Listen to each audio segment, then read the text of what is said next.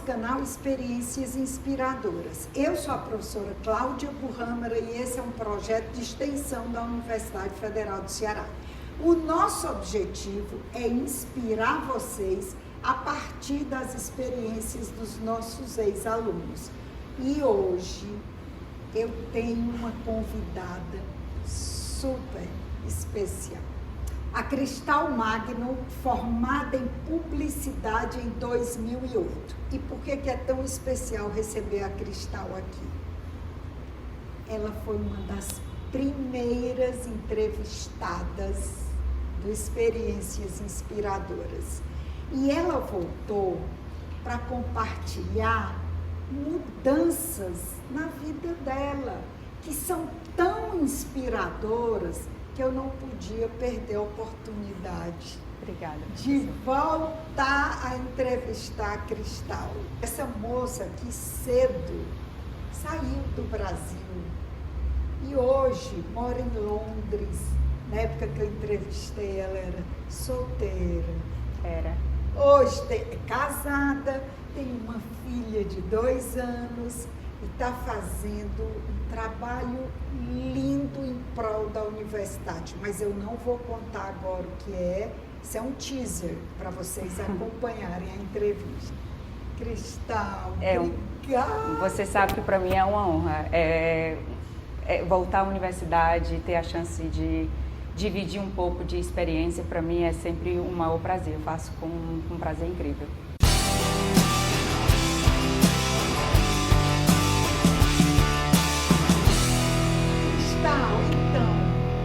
Vamos começar do começo, né? Vamos. Dá-se um review, porque eu vou colocar o link da sua primeira entrevista aqui.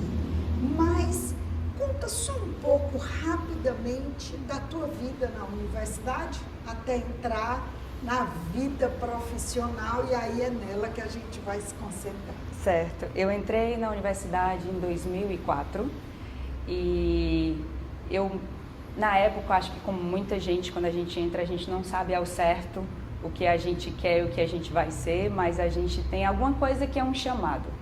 E eu acho que para mim é engraçado que o meu chamado da publicidade era a parte do marketing, não era nem a publicidade em si. E eu sabia que o marketing tinha 2 caminhos, tinha o caminho da administração e tinha o caminho da publicidade. E entre os dois, como eu também gostava um pouco da área de eventos, eu resolvi ir para a área de publicidade. E aí, dentro da universidade, eu acabei gostando mais das áreas de planejamento, de mídia, que eram um pouco ligadas com a área do marketing. E eu acabei fazendo aula de marketing com você, né? Com você, com o Hugo, que a gente conseguiu se encontrar e ter alguns encontros durante essa época, e você era uma grande referência para mim. E dentro da universidade, foi que eu tive contato do que estaria disponível. Mas eu sempre tive uma pulga, que eu nem sei exatamente quando começou, que eu tinha vontade de explorar opções fora do Brasil. E eu não tinha meios para fazer isso, e o meio que eu tinha para fazer isso na minha cabeça era através do trabalho. Então, mesmo dentro da universidade, não era tão comum os cursos de intercâmbio, que depois viraram um pouco mais comum, mas não era. Então, a minha cabeça era: eu preciso entrar numa multinacional, porque era o que ia me levar. Então, no meio da faculdade, eu consegui achar um estágio, e aí eu terminei a faculdade, acabei fazendo o meu projeto, a minha tese de graduação, voltada ao meu trabalho, que é muito engraçado, porque era sobre teletrabalho e trabalhar home office. E na época, foi em 2008, porque eu trabalhava home office.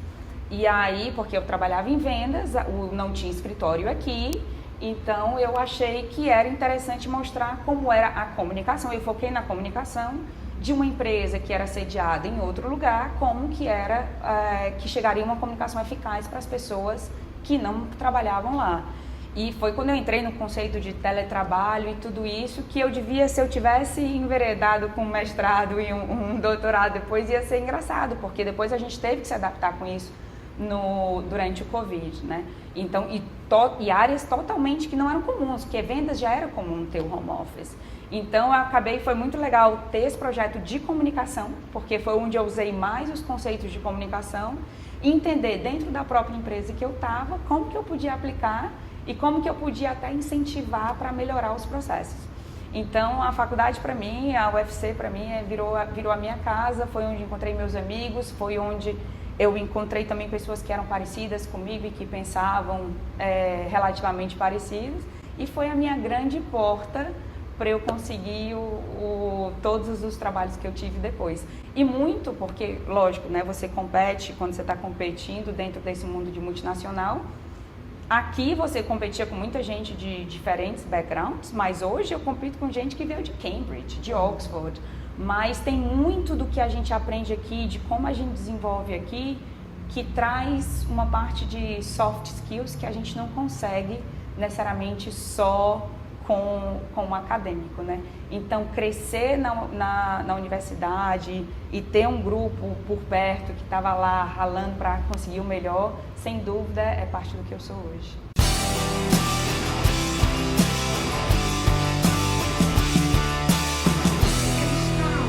Nesse tempo você foi via Procter & Gamble, né? Exato. Que você estava na P&G. Exato. E você viveu assim uma experiência muito vasta em vendas, em negociação, marketing. E depois da Procter & Gamble, você hoje está em outra empresa. Então, que trabalho você desenvolve hoje? Eu comecei como estágio, porque foi uma sorte de ter um estágio aqui na P&G. E depois eu segui uma carreira tradicional de vendas, né? Que eu acho que na entrevista passada eu cheguei a falar que vendas nunca foi o que eu queria, né? Eu sempre queria marketing e só tinha posição em vendas e eu acabei entrando em vendas. Mas depois eu até tive a oportunidade de mudar para marketing e já não queria mais, porque eu me identifiquei tanto dentro da área de vendas que foi onde eu fiquei. Então, dentro da P&G, eu desenvolvi todo o crescimento de representante, gerente, até que eu fui para uma área que chama Trade Marketing, que para mim é uma das áreas que eu mais gosto de trabalhar, não só com o consumidor final, mas entender como funciona o shopper, o consumidor, o cliente, e colocar os três juntos numa estratégia. E aí, depois disso, acabei morando no Panamá com essa área de treinamento comercial. Depois eu fui parar em Genebra com categoria em vendas. E aí chegou um ponto que eu tive que fazer uma decisão de sair da P&G por várias questões, mas uma das questões era pessoal, porque eu não queria sair. Depois que a gente, né, vai mudando, a gente vai desenvolvendo e as prioridades vão mudando também. E eu senti que era hora de ficar na Europa. Eu não tinha intenção de mudar além da Europa, porque eu já estava com o meu marido. Então, por uma questão pessoal, eu resolvi arriscar e sair. E aí, primeiro eu saí para Reckitt Benckiser, eu fui trabalhar como Shopper Market Global, era a minha primeira experiência de trabalhar globalmente, que foi incrível, em categoria. Depois de categoria eu fui para vendas e hoje, na verdade, eu estou numa transição. Eu peguei uma posição que era liderando os diretores regionais de vendas, então cada região do mundo, América Latina, África, Ásia, existe uma pessoa que coordena as estratégias de vendas regional e o meu trabalho é trazer todas as estratégias regionais para a global e ter certeza do que o time global está fazendo é de acordo com as necessidades de vendas e desenvolvimento dos mercados. Então, cada região tem um grupo, tem todos os diretores de vendas e dentro tem uma pessoa que faz a capacitação deles e também de captação dos países. O que é necessário um time de global focar os esforços para desenvolver aquela região. Então, essa pessoa coordena as prioridades, traz para o time global e eu ajudo eles a colocar que recursos, que ferramentas, o que a gente já tem, o que funcionou em outros países para a gente fazer essa ajuda com os mercados regionais. Então, esse é o meu atual trabalho, que eu estou transicionando para outro, mas vai ficar para a próxima entrevista. Cristal, que posição grandiosa, é incrível. De riqueza de conhecimento. É incrível, porque para mim eu gosto muito de trabalhar na parte estratégica de vendas. Mas estratégia sem estar próxima à execução não funciona. Não funciona. Então, quantas vezes eu trabalhei com gente que estava no time global que não tinha ideia do que eles estavam oferecendo? Porque, sim, quando a gente está numa empresa muito grande, o principal é ter que a gente consiga ter um certo padrão de como os mercados atuam, que sistemas eles usam, como eles remuneram as pessoas, por exemplo. Mas existem coisas que são diferentes. né? Então tem um saying que a gente fala em inglês que é as common as possible, as differentiated as needed. Ou seja, a gente faz tudo que a gente puder da mesma forma, mas tem coisas que são diferentes e a gente precisa trabalhar nas diferenças. Então, o que a gente trabalha é isso, o que é diferente, como que a gente suporta a diferença e o que a gente está fazendo, desperdiçando recurso por não trabalhar parecido. E como empresa, a empresa ganha muito poder quando, para os acionistas, para os stakeholders, eles entendem que a empresa existe um padrão de funcionar, existe um padrão de excelência. Então, a gente faz o que é um padrão de excelência, os principais países, quão distante eles estão desse padrão e que recurso que a gente vai colocar para eles chegarem lá.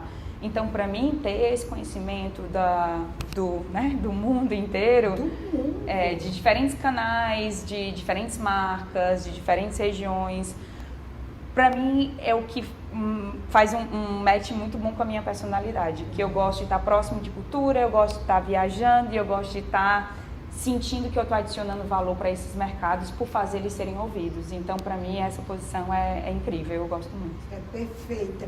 Cristal, nessa sua caminhada na área de marketing e nessa mudança de empresa, o mundo tem mudado muito rapidamente. Sim. Então, como é que você percebe a mudança nos mercados, nos compradores, nos consumidores?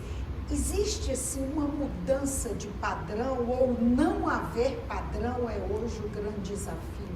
Eu vou te dizer que depende da região que a gente está trabalhando, porque as regiões têm desafios diferentes.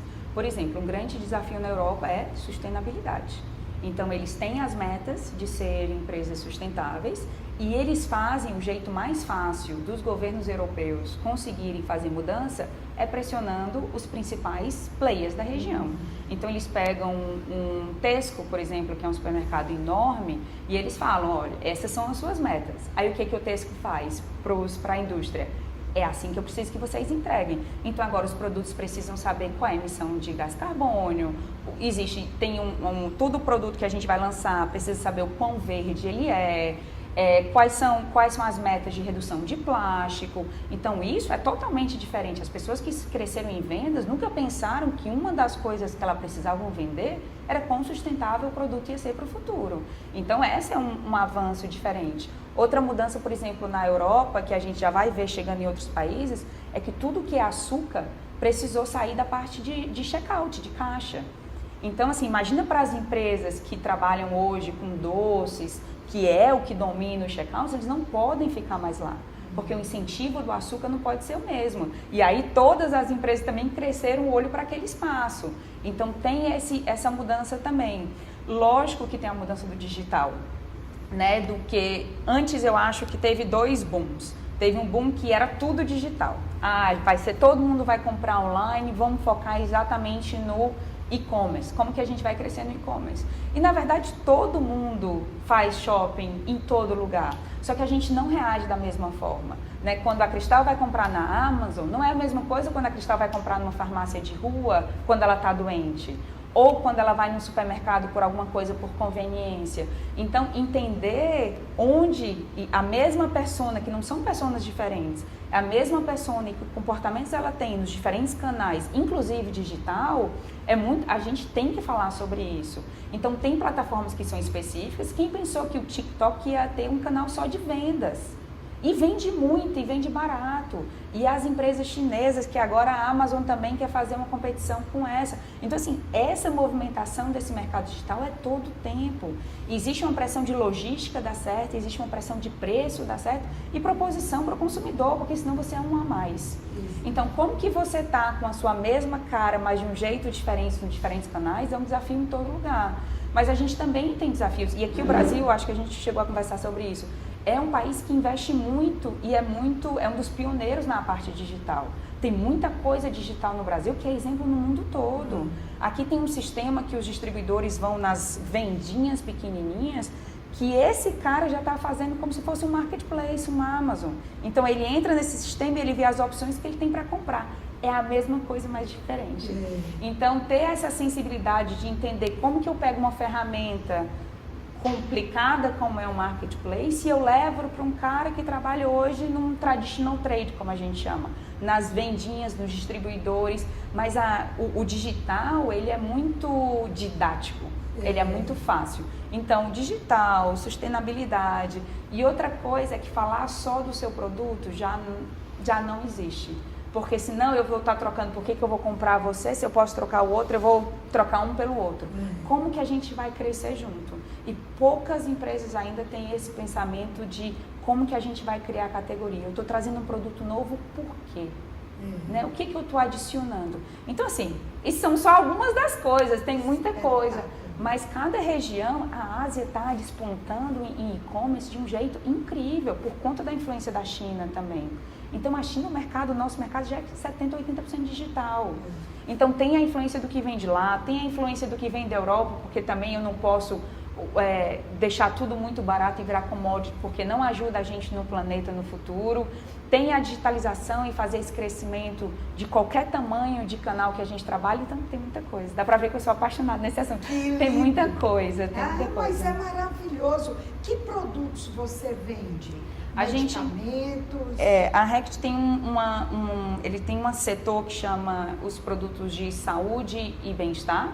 Por exemplo, fora existe uma marca que chama Durex, e aqui é a Jontex, que é de preservativo. Aqui na parte de medicamento no Brasil tem a Luftal, Strepsils, Naldecon, por exemplo. A gente também tem a parte de limpeza, por exemplo, Conveja, daqui, ou Vanish. Então imagina, são segmentos totalmente diferentes que a gente tem que chegar e fazer qual é a história, o que a gente está para trazer. Então tem essa seção de bem-estar, tem a seção de saúde, tem a seção de limpeza e também nutrição. Por exemplo, Sustage também é da Rect.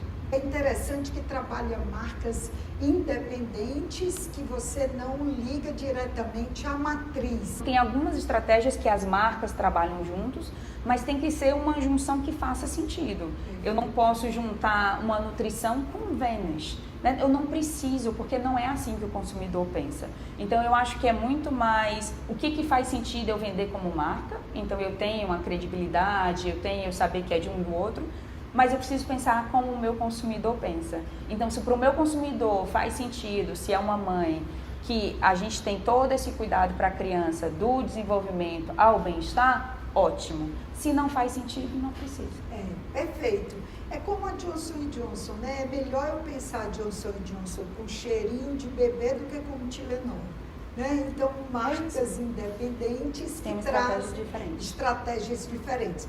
Agora, Cristal, diante desse desafio do mercado, quais são as exigências sobre os profissionais? Falando dos soft skills que você falou, o que se exige de mudança do perfil?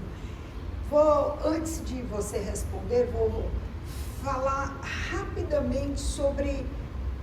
Eu sou uma opositora ao tudo que se diz da nova geração Z. O pessoal fala que é um pessoal, os nem estudam, nem trabalham, né? E eu, particularmente, sou apaixonada pela geração que eu vejo na minha sala de aula, que cedo já estão no mercado de trabalho. Eu vivo dizendo, nem pensar, essa meninada está cedo na rua, está trabalhando, está pagando boleto. Só que eu não posso entendê-los a partir do meu olhar, porque é um pessoal que tem uma relação diferente com liderança, tem uma relação diferente com rotina, e eu procuro entendê-los. Agora, eu sou professora, a professora tem aquele papel meio mãe, meio pesquisadora. Como é que um executivo de empresa vê essa nova geração? Eu acho que é uma pergunta bem interessante, porque a gente começou a fazer um trabalho, por exemplo, sobre diversidade de gênero, né? Porque é o que todo mundo fala quando a gente fala muito de diversidade, a gente fala sobre diversidade de gênero. Existem pesquisas comportamentais na empresa e eles focaram os resultados, por exemplo, na diversidade de gênero. E quando a gente fez um grupo focado, algumas pessoas mais não falavam, mas não necessariamente é só de gênero. É de gênero, mas é também de idade, é também de querer. Então eu acho que ainda existe uma geração que olha para a geração futura como você não trabalha tanto como eu, né? Você não, né? Você é um pouco mais acomodado, você não quer buscar, você não entende as dificuldades, porque muitos deles se comparam quase com os próprios filhos, né? E aí é difícil um pouco de separar. Eu acho que a geração nova vem para questionar, mas por quê? É feito sempre assim, mas por quê? E eu acho que o digital traz muito isso. Porque se a gente não entender a diferença das gerações, a gente não entende o nosso próprio consumidor. É isso. Porque ou a gente tem consumidor de diferentes gerações, ou a gente vai continuar falando sempre para millennials, né? Porque virou esse grupo de millennials. Então eu acho que ainda falta um entendimento interessante no que a geração vem, com esse olhar um pouco mais, como que eu posso adaptar? Eu não preciso mudar, porque também tem coisas que vão mudando gradualmente, naturalmente, não precisa ser uma mudança forçada. E existe um choque cultural, com certeza, entre as pessoas que estão entrando e as pessoas, o diretriz. Então, assim, estudar as diferenças de idade, como a comunicação é efetiva para as diferenças, mas além de ser efetiva, que ela seja intencional e seja de verdade, porque senão essa geração pega muito quanto é um discurso vago. Ou como não tem um propósito, porque muito do que vem também é e qual o propósito? E por que a gente está fazendo isso? Então eu acho muito interessante quando eu vejo esse questionamento em algumas reuniões. Então eu vejo já algumas empresas, por exemplo, trabalhando com mentoria inversa, que é de ter uma geração nova fazendo mentoria de uma geração mais velha. E eu penso assim, mas você cria esse espaço mas e aí que você pensa assim? Você já olhou para o mundo que é assim? Então eu já vejo alguns líderes, e eu sempre acho que não importa onde você venha, você tem como ser o seu diferencial de alguma forma. Então, pessoas que querem, não, a nossa geração, você acha que eu sou o nem, não, deixa eu te mostrar por que eu questiono. Eu questiono não é porque eu não quero trabalhar, eu questiono porque os seus pensamentos são passados, e eles são passados por isso. Então, a gente vai ter esse crescimento nessa geração, desses mini líderes que vão propor uma mudança, mas uma mudança fundamentada, uma mudança por querer mudar e não por querer fazer menos, né? Então, por que eu não posso ter esse equilíbrio trabalho e casa? Então, a gente já vê uma geração aí no meio que tem esse conflito eterno, que quer ter e não quer ter, que está mudando de carreira mais tarde, eu agora que voltei, né, da minha licença maternidade, é muito interessante ver, porque sempre que a gente fica próximo de outra realidade, mas como que eu vivi isso antes? Eu acho que eu nunca tive empatia o suficiente com uma mãe. E olha que eu sou mulher, e olha que eu trabalho, e olha que eu cresci, mas até você ser, ou até você realmente passar por isso, é muito difícil você ter uma empatia de verdade. Então hoje eu tenho certeza, tento fazer o meu papel de que essas mães são ouvidas. Então eu acho que a mesma coisa vai ser a geração. Então a geração que não só se adaptar, mas trouxer a mudança, vai começar a abrir para muita gente. Então eu acho assim, tem muita coisa por vir ainda. Eu acho que ainda é uma geração, eu ainda tenho líderes na organização, e como eu vejo em outras organizações também, mas a minha carreira foi assim, então a sua carreira tem que ser assim também. Então a gente tem bastante, eu tive isso bastante já na minha carreira. Então eu imagino como o choque entre essa geração hoje de CEOs, de SVPs, traduzindo como que eles conseguem pegar o melhor de um analista, por exemplo. Então, vai ter que se mexer, porque essa é a nova geração de trabalho. E se eles não quiserem, eles não querem, acabou. E acabou, e tudo tem que ter um propósito, e a dinâmica é outra, não quer dizer que é pior. Quer dizer que é só diferente, né? E a gente tem que se adaptar. Até o jeito como eu falo, do tipo, eu saí daqui, eu fui fazer isso, e depois eu fui morar aqui, Eu já vejo que as pessoas que eu falo, mas eu não quero fazer isso. Né? Mas tudo bem, né? Eu acho que o mais importante na mensagem de tudo é o que você quer e como que você pode achar opções para você chegar lá. Seja chegar lá ou crescer na sua própria universidade. Sabe? Então, assim, as fronteiras são diferentes, porque os interesses são diferentes. Mas é como você se desenvolve como pessoa e como você influencia as pessoas ao seu redor. Então, não precisa seguir os passos de ninguém. O que eu acho que é interessante é conhecer histórias e entender o que eu levo dessa história para mim.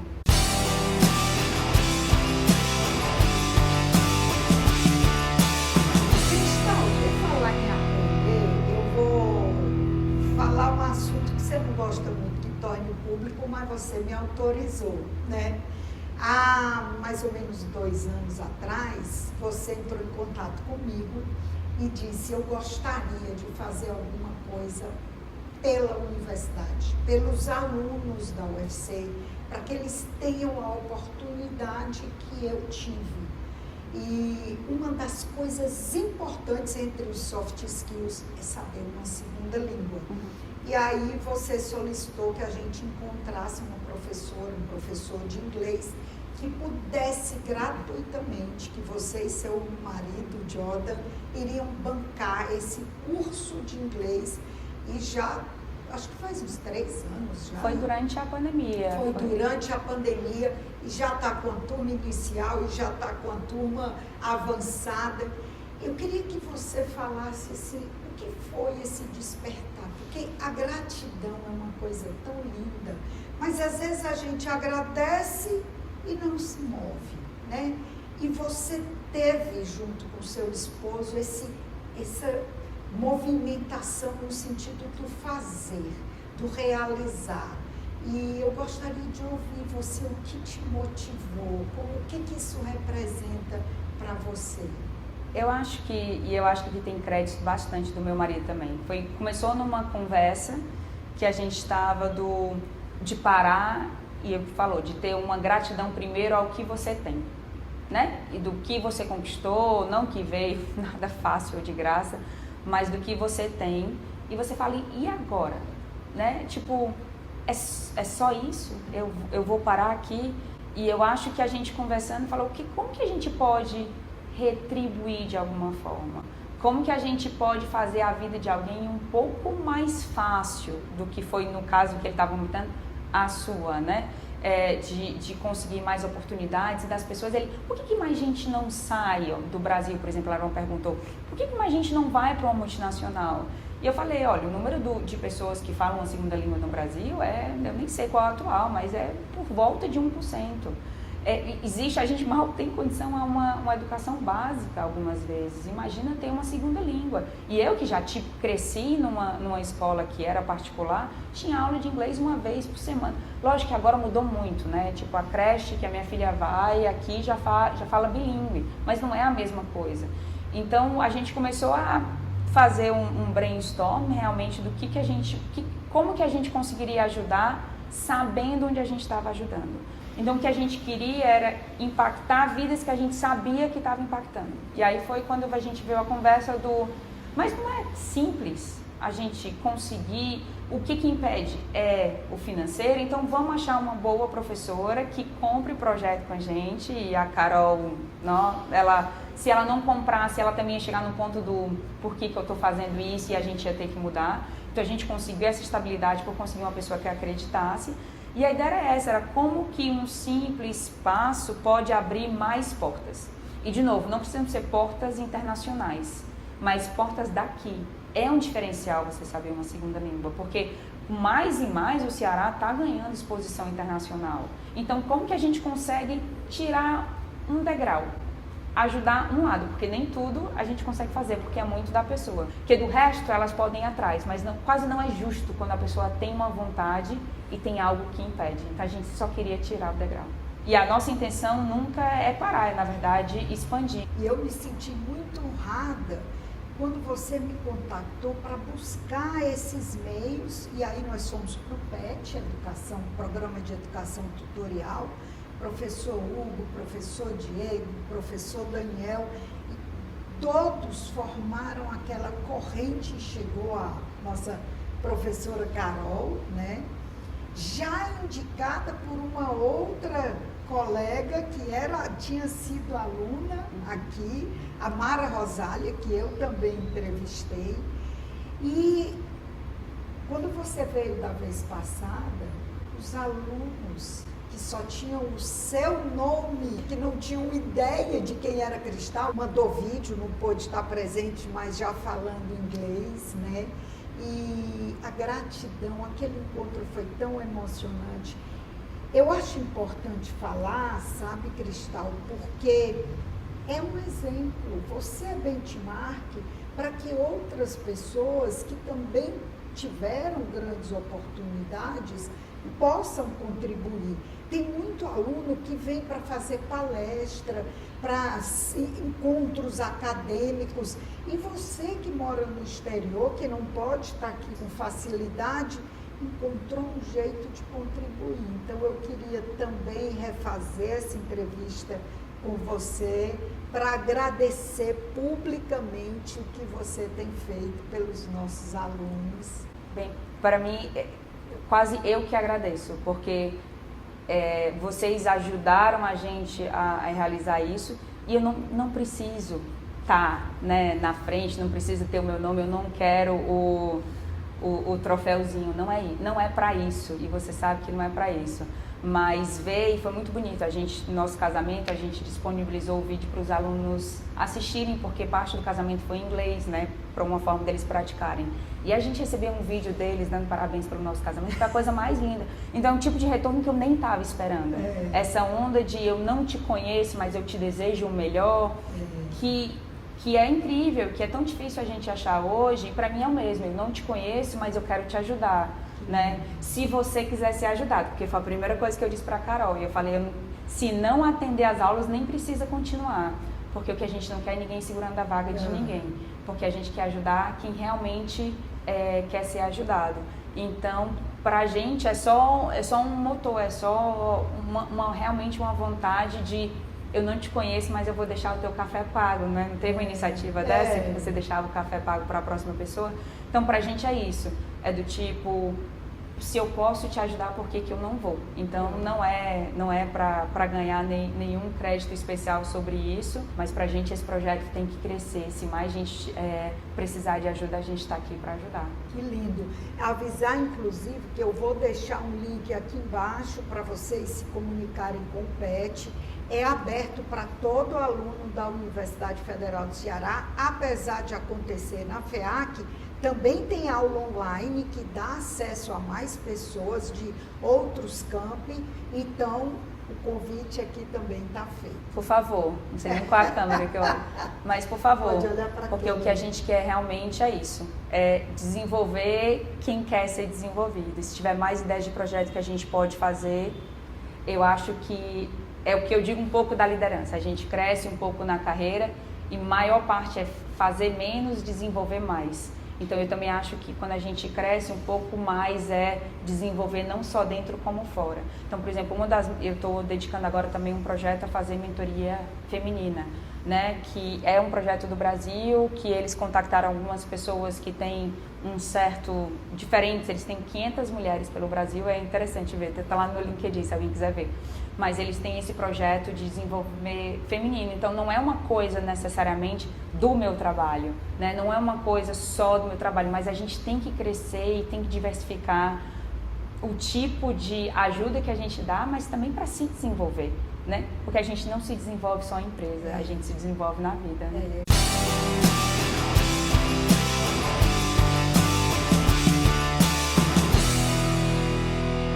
Cristal, e aí a pergunta que eu sempre faço, eu não lembro se eu fiz essa pergunta há 7 anos atrás, mas agora vamos lá, como é a teoria na prática?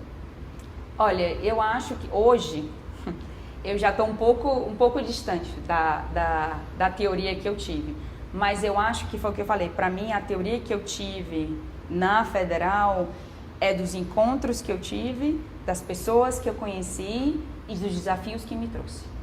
Então, para mim foi essa teoria que eu desenvolvi na prática. Então, é muito legal ver que assim, o se virar, o procurar, as pessoas que você conhece que vão te dando essa ajuda no caminho, é quem te traz hoje, né? Então é muito legal ver que tem essa parte da teoria. Mas eu digo isso, mas eu tenho meus livros guardados, de vez em quando vem Psicologia do Consumidor. Eu falei, deixa eu voltar aqui e deixa eu ver um pouco do que é, porque eu acho que é muito interessante colocar o que pessoas estudaram sobre comportamento, sobre reação, porque no fundo a base é essa, né? A base são pessoas. Isso. Então existe uma base que não muda, existe uma base que precisa ser atualizada, mas existe uma base de teorias que não mudam. Então, tem muita coisa do que a gente aprende, que a gente volta e pensa, quando eu fiz pesquisa mercadológica, realmente tinha o sample, e o sample tinha que ser relevante, então, Hugo, aprendi essa, mesmo no Então, assim, tem muita coisa que a gente reflete depois e tá lá. Mas eu acho que tem muita coisa que a universidade te traz que é mais do que a teoria, que é esse desenvolvimento pessoal. E para mim isso é o que ficou e isso é o que eu não mudaria.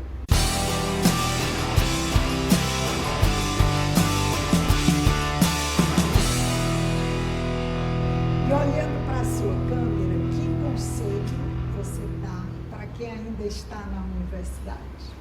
Para mim, e eu acho que provavelmente se eu dei esse conselho há um tempo atrás, a gente muda, mas é confiar nas coisas que vêm daqui, do que você quer e não do que os outros querem. Então teve uma coisa que me trouxe para a comunicação, teve uma vontade que me trouxe para uma multinacional e teve essa pulga que me impulsionava para conhecer mais. E o que vem daqui é a sua personalidade.